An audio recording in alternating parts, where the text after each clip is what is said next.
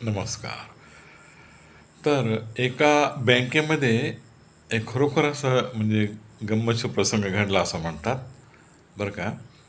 तर तो असा, की तिथला जो म्हणजे नेहमीचा हेड कॅशर होता, तो 4 दिवस सुट्टीवर गेला होता आणि त्याचा चार्ज दुसऱ्या एका त्याच्या नेक्स्ट जो कोणी असेल, assistant head cashier, additional head cashier, त्यानं 4 दिवस त्याचा चार्ज घेतला होता हेड कॅशरचा. तर त्या 4 दिवसामध्ये एकदा काय झालं, तर तो आता रिसीट पेमेंट कॅशमध्ये चालू असतं. तर तो शिपाई एकदा एक 500ची फुलकट नोट घेऊन ह्या हेड कॅशरकडे आला, हा जो नवीन हेड कॅशर, आणि त्याला म्हणाला की सर, आत्ता एकाला तुम्ही पेमेंट दिलं, त्याच्यामध्ये हे 500ची फुलकट नोट निघाली. फुलकट का जाली जाली नोट आहे वाटतं, हां, जाली डुप्लिकेट नोट निघाली असं तो म्हणतो. तर तुम्ही त्याला ते परत करा. त्यानं पॅकेट तोडले. तर त्या बँकेच्या नियमाप्रमाणे कसं करायचं तुम्ही बघा.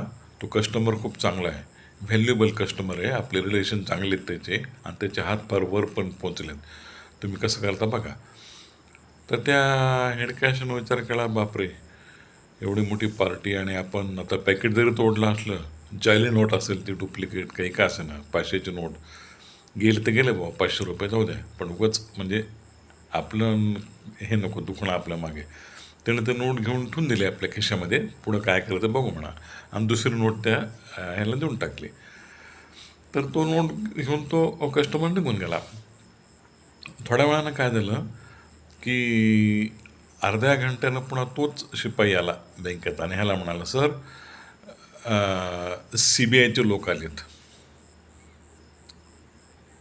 तर हा एकदम घाबरला ना, कारण डुप्लिकेट नोट 500ची तर आपण आत्ताच बदलून दिली, आणि पोलीस कसे काय आले, CBIचे लोक कसे काय आले, त्याला काही कळेना.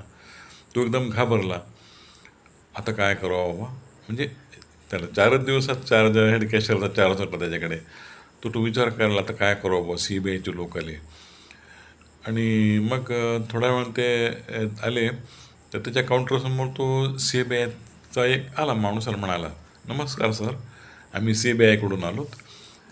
हे आमचं 50 लाखाचं रेमिटन्स भरायचं आहे, हे घ्या आमचं व्हाउचर, असं म्हणून त्यानं ते कॅशचं व्हाउचर त्या हेड कॅशरला दिलं, नवीन हेड कॅशरला त्या. तर त्यानं पाहिलं, CBI म्हणजे central bank of India, central bureau of investigation नाही. तर त्याला हसू आला म्हणायला मनात. त्याचा पण लॉंग फॉर्म CBIच होतं ना, सेंट्रल बँक ऑफ इंडिया. म्हणजे त्या 500च्या डुप्लिकेट नोटाचा इथं काही संबंध नव्हता. पण तो शिपाई CBI म्हणला, आणि ह्या CBIचाच माणूस म्हणजे सेंट्रल बँक ऑफ इंडियाचा माणूस आला. तर त्यानं मग त्याचा जीव भांड्यात पडला, आणि त्याला वाटलं आपण सुटकेचा निश्वास सोडला, त्यानं वाचवलाच आपण. तर गंमत काय होतं, बऱ्याच गोष्टींचा लॉंग फॉर्म म्हणजे शब्द तेच असतात, पण त्याचे लॉंग फॉर्म वेगवेगळे असतात. हे ह्या ठिकाणी सांगायचं. एक घडलेला विनोद आहे एका ठिकाणी कोणत्या तरी ब्रँचला, CBI central bank of India. पण पहिल्यांदा CBI हा शब्द ऐकून तो घाबरला. त्याला वाटतं त्या 500च्या नोटाचं काहीतरी लफडं आपल्या मागे लागलं. अशी एक गंमत.